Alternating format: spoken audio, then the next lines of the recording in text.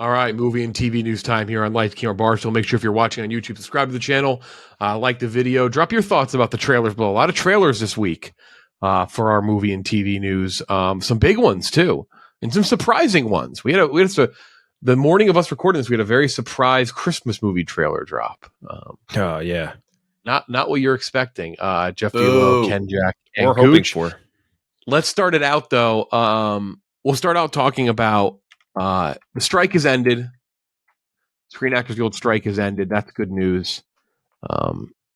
Now all the social accounts too that were acting like they were also on strike can go back to accepting other free gifts from studios. Yeah. Jeff. The studios they gave them a fair deal until 3 years from now, and then that's when the studios don't pay the actors correctly anymore again. Yeah, but yeah, for now, no, it's a great deal. They can stop delaying things, even though they didn't. They really didn't stop delaying things. Marvel immediately delayed everything out of 2024 except for Deadpool 3.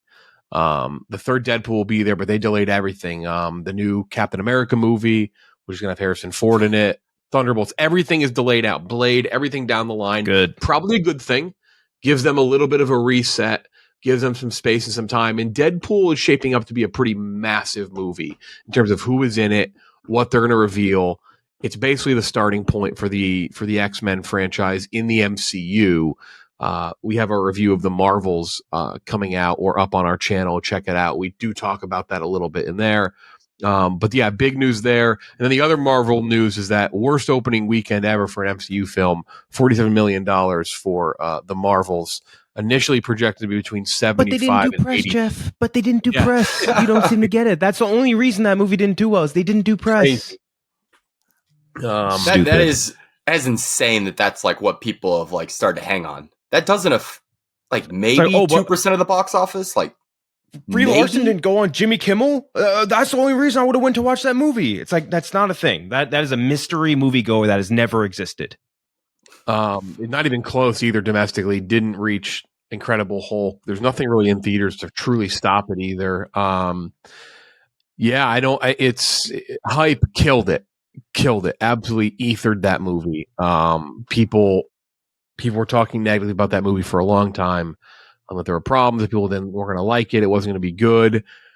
We have our full review. I don't think any of us found it like. I think it's incredibly inoffensive. I think it's very fun in spots, but also so inoffensive and bland.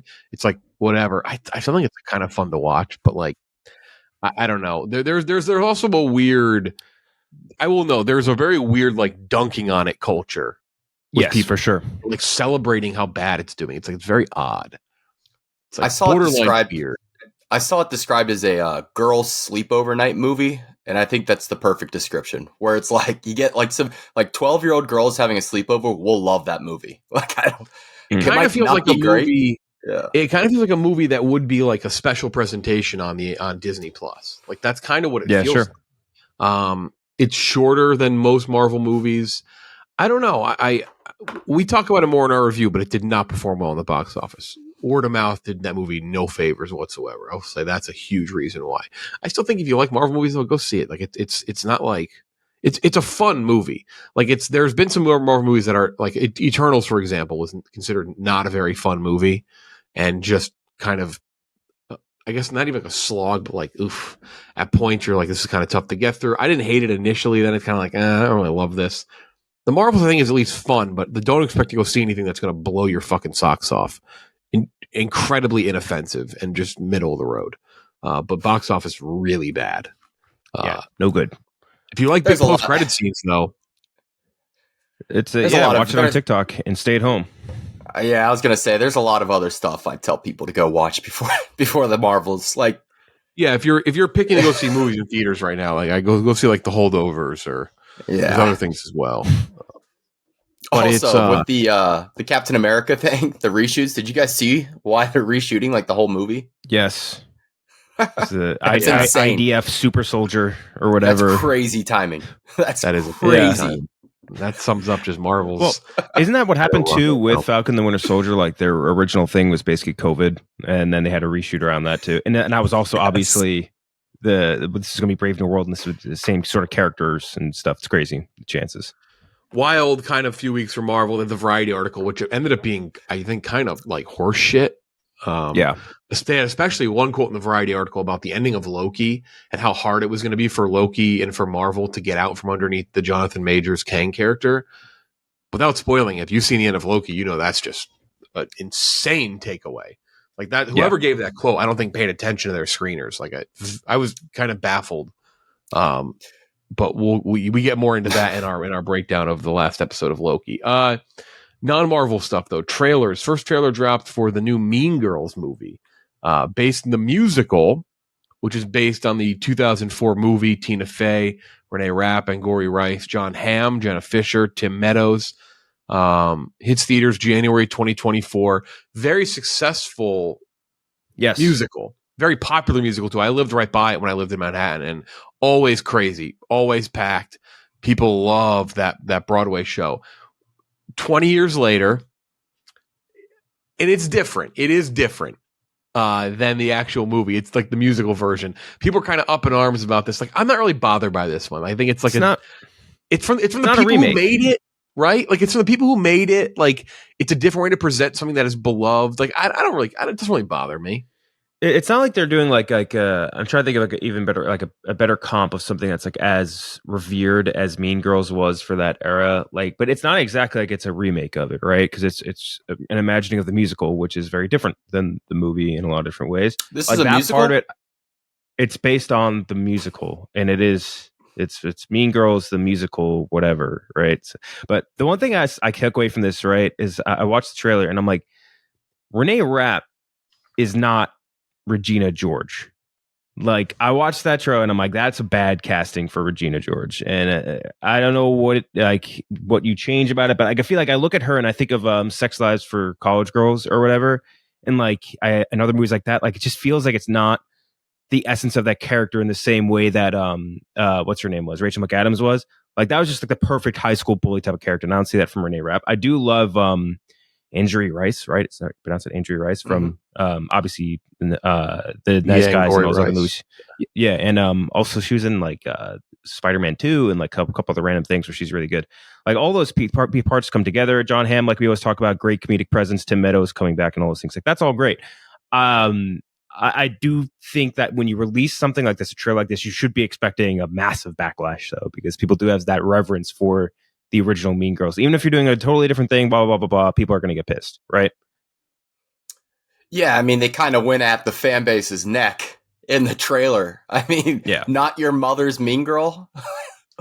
That's kind of exactly. It's like this is a movie that like late 20s, like early 30s girls love the most. Like, so I don't feel like it's that old. It's not that old.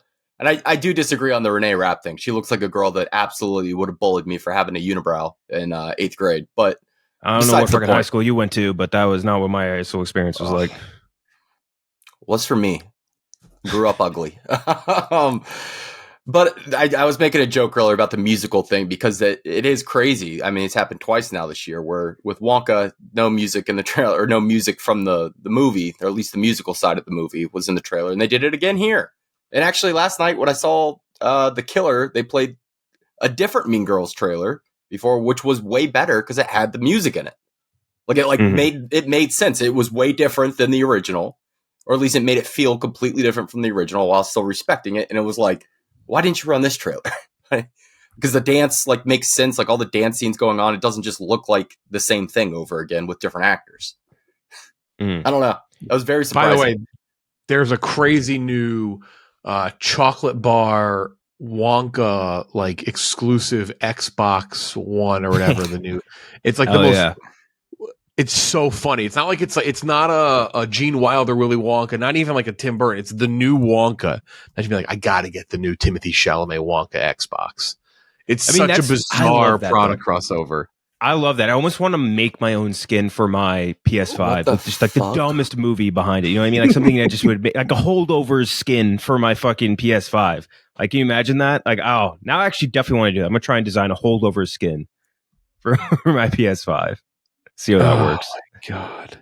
So it's an edible controller. What? That's disgusting. Oh, I didn't see that. You can eat the controller? Wow. What the fuck? So yeah, that's the Mean Girls thing. Yeah, whatever. Netflix. This is a big one. Live action Avatar: The Last Airbender coming out in February. First trailer for that, a teaser trailer, but you get your real first looks at the characters. Obviously, a beloved show, a fantastic show that was made into a live action movie once by M. Night Shyamalan. A horrible movie, one of the worst movies ever made. One of the worst big budget movies in the history of cinema. Horrid. A gross. Like just a terrible representation of the actual show. This one, though, what did we think? I'll leave it to you guys first. I watched Avatar, so I mean, I am a fan as well, but you guys are more than I am. What do you think, Kendrick? I'll start with you. What do you think about the first look? Yeah, so like I obviously love Avatar: The Last Airbender. That's like a show I watched a shit ton of growing up. My cat's named after Momo, the flying lemur. Like that's how ingrained in my brain the show is. But yeah, we talked about it, me and Gooch, a little bit. I think when we were doing our draft or something last week. But like, this is a series where you look at it on its face, and like, if so recently One Piece hadn't been a massive positive surprise, I would be like, this is fucked no matter what. Like, but I will say that because One Piece was so successful, and because it's also Netflix, whatever, something in my brain makes me think like a little bit more positively about it because of both that and the fact that most of this trailer was pretty good. Like they incorporated all the music beats, all that stuff. Most of the special effects look solid with the exception of maybe like ATLA and stuff like that. But I think the other big thing, and we had mentioned this as well, is the fact that Konietzko and DiMartino are not involved and that they left for creative differences, which is a massive, massive problem going into this, right? And a huge hang up for me as a fan of the series. And just like knowing that going into this, I'm like, what is it that they wanted to do that Netflix was just like, you cannot do this in live action. Like this cannot be a thing route you take. Like what was it that the guys who made this property that made it so as influential and as huge as it was, what is it that they wanted to do that they said, oh, you just don't get it? Like, you know what I mean? Like I need to know what that is. And we'll find out as we go. And maybe this is like a giant flop. But again, because of so recently in my brain, One Piece making me look like a fool. Because we all of us did, I think, for the most part. We're like, this is going to be sure. We're dead dog shit. Yeah, we're going to be like, this is going to be dog shit. And it was great. Big difference there being that, what's his name was involved, right? Oda was involved in One Piece, and Konietzko and DiMartino are not involved in this. But still, just like that little bit is giving me the hesitation to want to be sort of a little bit more optimistic going into this. I'll say that. Yeah, no, there's no denying. I think the trailer looked great. Like that is... You can tell they spent a lot of money on it, and they spent it well. Like it looks phenomenal. It'll come down to the child actors. They're very, very young child actors, which is always just a huge gamble. Whereas, like obviously, One Piece much older, or at least not much older, but once you hit like late teens, early 20s, you can kind of settle in as an actor, and a lot less variance there.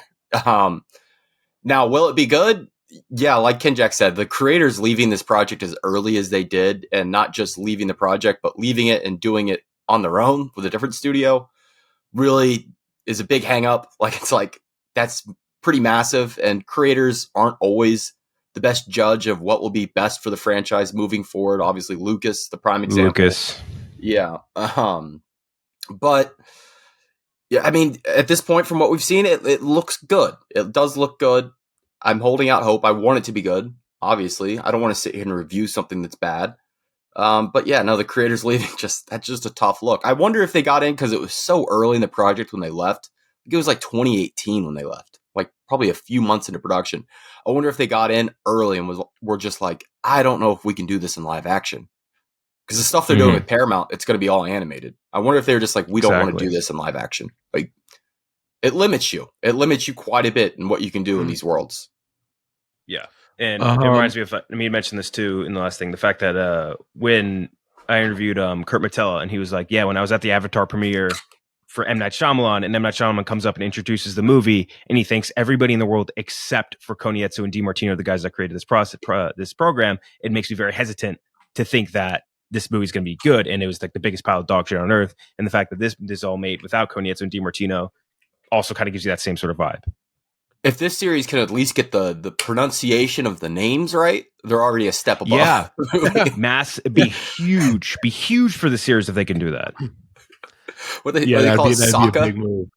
Yeah, like Sokka and it was like this fucking like white kid named Chad. And it was all over the place. Oh my god. So that is that is Avatar: Last Airbender. Very excited about that. Quick note: Elon Musk biopic in the works at A24. Darren Aronofsky set to direct. That's quite the combo, dude. We talked about this recently with Elon Musk. Who was it that I said? Is it Kevin Durant should play him? And Kevin Durant is a guy. He played the Blob in X-Men Origins Wolverine. He played a bunch of things, but like smaller roles that I don't think you guys recognize him from. Look up Kevin Durant and tell me he wouldn't be a great Elon Musk. Durand. He'd be a good Musk for sure. He's maybe too. I don't know how tall Elon Musk is, but Kevin Durant's pretty big. When I remember, I mostly remember him for executing the guy who played Linus in Lost. He like kills his daughter Rousseau, I think was her name in Lost. Which, by the way, Linus, I've seen Linus outside our office 200 times. I don't know if you guys have ever noticed him walking outside of our office. I've seen him 200 times just walking down 7th Ave. It's a bizarro human to just run into a lot. The actor is Michael Emerson. He lives by me in New York. Yeah. I shop in grocery stores. I miss him all the time. That makes sense because I live like relatively close to where you were too, and I see him just nonstop. Him and what's this guy? I forget his name. This guy from Stranger Things would be a great pick for a younger Charlie version Heaton. of him. Yeah. I think the concept of it is fascinating, and you could do like a Jobs, like a Steve Jobs, Steve Jobs, not the one with Ashton Kutcher, or The Social Network. You can do like a wacky story, and there's something there. But Aronofsky, I just don't know what to expect with Darren Aronofsky. His movies are just so. I don't think The Whale was that great. The acting was great in The Whale, but The Whale was fine. Mother is so divisive. Speaking of Mother, Elon Musk's mom is maybe the scariest looking human on earth. You ever see her? Great character. Yeah. But then, like, he's done Black Swan. He's done The Wrestler. Requiem for a Dream. But, like, the Noah's Ark movie is... That was not enough people know about the Noah's Ark movie. What do you call it? You do that. You know that one picture of Elon Musk where he just looks like a barrel, like he's out in a boat, shirtless or something like that. That could be his modeling for The Whale. Basically, that could have been. You never know. That was the funniest looking picture. The dude just has a literal barrel chest. I will say, A24 doing a biopic about like the richest man in the world is very funny. Just like there's something about that's very, like the most corporate rich man and this like indie studio. Like, what if that's what they meant when they said they were going to do more like bigger projects and tentpole big things? Like they just mean they're going to do it about like richer people. Like we're going to do stories about rich people. My like Jack Ma Alibaba biopic or something like the that. Rich people universe. I mean, outside of like a superhero movie, a biopic is about as bankable as they come. So maybe that is what they were talking about. There's a lot of rich people. Next trailer is another animated one. Or this is an animated one. Avatar live action based on animated. The new Garfield movie, which I forgot this was a thing. I only remember because we made fun of it so much. Remember Chris Pratt was cast as Mario and Garfield. This is that one. Chris Pratt is Garfield. Sam Jackson as Vic. Sam Jackson as Vic, Garfield's dad. That's a great porn name, Sam Jackwell.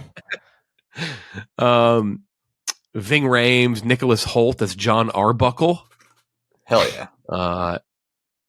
Yeah, I don't know. It's Garfield, the world famous Monday hating lasagna loving indoor cat, is about to have a wild outdoor adventure after an unexpected reunion with his long lost father, scruffy street cat Vic. Garfield and his canine friend Odie are forced from their perfectly pampered life and joining Vic in a hilarious high stakes heist. Nothing says dad of Chris Pratt's character like the voice of Sam Jackson. Yes, exactly. It screams. Every time I read the comics, I read it in his voice. I don't know. It looks like a Garfield movie. I don't know. I was kind of like taken aback when I was like, oh my God, I forgot this was an actual thing that was happening. Which Coen brother is directing this one? John. There is a John Cohen attached to it. I guess he's probably just the original author of the comic if he's been attached twice now. It's like fucking like Matt Cohen. Like it needs to be like a weirder name. Like what's some more What's more bizarre name for him to have? Like Chad Cohen. You know what I mean? Yeah. Well, Jackson Cohen. The Cohen the Cohen on the last one was Joel Cohen. The problem was just was not a different Joel Cohen. Yeah. Wait, that was the thing. It wasn't even that. It wasn't just a guy with the last name Cohen. Yeah. It was just like it was an actual Joel Cohen. It just was. Yeah. Yeah. I think I'll reiterate the same thing I said when originally Chris Pratt took the role, which is that I think we should praise Chris Pratt for taking traditionally Italian and Italian coded roles. Italian coded being Garfield. He loves lasagna, so he's Italian coded. So yes. I think that we should always be praising Chris Pratt for these sort of actions. Overweight. Yeah. Overweight. Hates his wife, which is in this case John Arbuckle. So it all works. It all fits together. Yeah, I have a question. Like, Cohen with an H. That's what it was. Cohen with an H. That's the difference. Yeah. Still nuts. Still insane. Garfield was like hanging on by a thread as an IP when we were kids. When those movies came out, nothing has changed about Garfield since then. Kids today, do they know what Garfield is? Kids don't read newspaper comics. It's a good question. I have no idea. I mean, do they know what like Dilbert is, or like I don't know, what's another good one from? I barely knew what Dilbert was at all. I was wondering, like, I'd be reading all the other comics, and I'm like, "Fuck, I gotta read Dilbert." Or what's Calvin and Hobbes? What's the other one? What was the more political one that would always be in the Sunday comics? Do you know what I'm talking about? Not Dilbert. It was like a bunch of people that work in like a news agency or some shit. I think. Oh shit. Yeah, I don't know. I wasn't really reading newspaper comics as a kid either. I just knew Garfield as like the cat. I was just like, oh, he's a cat. But it wasn't like what the fuck was that? Jeff, you don't remember this one? It was like it was in all the Sunday comics. It was like a more political leaning one, and it was just like a bunch of fuck, damn it! I really wish I remember this one. There's Zitz. Zitz up there. Well, see, Zitz. I would love to read Zitz or like Dennis the Menace or I don't know what the more political one. Someone definitely knows listening right now, but there's the what do you call it? The Viking one, is it the Hagars or something like that? Arctic Circle. Yeah. Well, let's see if Complex has this full list. It has to be Beetle Bailey. Hagar the Horrible was the one I was thinking of. Yeah. Forget. Hagar. All right, Hagar the Horrible. I'll stand up for Hagar the Horrible. I kind of dug that one, but that was always like so far down the pecking order after the other ones. I don't know. I think Peanuts. Garfield is recognizable, but I don't know. I don't know if kids would know. Doonesbury. Doonesbury is the one I was thinking of, by the way. That was like the last one I would get on. It was just like I'd be reading through every single comic and I'm like, fuck, I got to read Doonesbury, and then would just end up not reading. Doonesbury has a very I just googled Doonesbury. There you go. It's all like Trump cartoons and exactly. That's Garfield coming out in theaters in May. What you guys think of The Voice, by the way? Fine. What? The Voice for Chris Pratt. Oh, I thought you said The Boys. I think he's actually a fine voice actor. I thought you were asking if we watched The Voice, who now has Reba McEntire on it. Oh, really? Which one though? Does it really have her, or is it someone else? True. Is it her? I can't tell if it's Gail Ritter. Actually Reba. It might not be Reba. You never know. And then finally, just a teaser. This one surprised me. Didn't realize we'd be getting one of these so soon. Terrifier 3. The Return of Art the Clown. And it looks like it's a Christmas movie, so they took advantage of that. Art the Clown is set to unleash chaos in the unsuspecting residents of Miles County as they peacefully drift off to sleep on Christmas Eve. Yeah, I don't know. Terrifier it's gruesome, it's brutal. It's so brutal, it's like almost not even like I think there's a subsect of horror fans who are like, this is not even fun. This is like, it's so over the top, it's just stupid. I've seen the last one, somebody was skinned alive and they dumped salt on them. Bleach and bleach and shit. I don't know, it's just so stupid. But people like it. There is a fan base for Terrifier 3, and I guess shout out to them taking advantage of the Christmas season. You're gonna have this. You're gonna have all those ones we listed that last episode. Like all the Christmas movies that you listed in the last episode. They're so funny. One of them. Well, no, you got that new Thanksgiving movie that's coming out. The horror Thanksgiving movie. That's stupid. Just the one with The one with old buddy Justin Long looks kind of fun. He's he looks very comically like I think he's playing like a pastor, like one of those like televangelical like pastors. Yeah. Looks very, I don't know, that looks good. At least fun. Those. But no, fuck you, Damien Leone. Leave Art the Clown. Keep Art the Clown as far away from Christmas as possible. Fuck that. I don't understand really the appeal, I guess, at a point. Like for the very first Terrifier, that definitely exists, right? Because there is definitely limits that horror movies put on themselves. Where like, we can't go an insane level of gore. No one's going to want to watch this. And there are people that want to see shit like that just, I guess, don't feel ethically okay going on like Live Leak or whatever and watching like a factory worker get smushed through a machine, and they want to see something, but they want to see that same level of thing for whatever reason. And then they go and watch Terrifier, and that's their, I guess, their stevia to that sugar, if that makes sense. But then to keep going with this, I don't get it. I don't understand the appeal to continue to go back to this well and continue to watch stuff like this. It's not the story of Art the Clown is not compelling. What's compelling to you is the gore and shit like that, and that to me is gross. It's just at a point I don't want to watch a movie just to watch people get fucking skinned alive and see all this disgusting, nasty shit. You know what I mean? I'm not into that. Yeah, I didn't watch the teaser. Like I was just like, nah, it's too early. Monday morning, nothing on this. Nothing happens. They just show Art the Clown like as Santa Claus, basically, and the kid's like, "Oh no, Art the Clown!" I'm like, all right, our fucking Art the Clown. I get it. Yeah, fucking Art the Clown. I hate hating on it too much because it's just not my thing. But man, it's one of those ones where if it's your thing, go for it. But I also can't fully understand why it's your thing. Yeah. Art the Clown. Yuck. It's not for me. I won't. I think it is more ethically smart to be watching that than a Live Leak or whatever. But at the same time, I don't get why you would want to watch either. That's movie and TV news. Make sure if you're watching on YouTube, subscribe to the channel, like the video. What's your favorite trailer? Drop it in the comments below. Let us know. Yeah, that's it. Subscribe to the channel, like, comment. For Ken Jack, Gooch, I'm Jeff D. Lowe. We'll see you next time.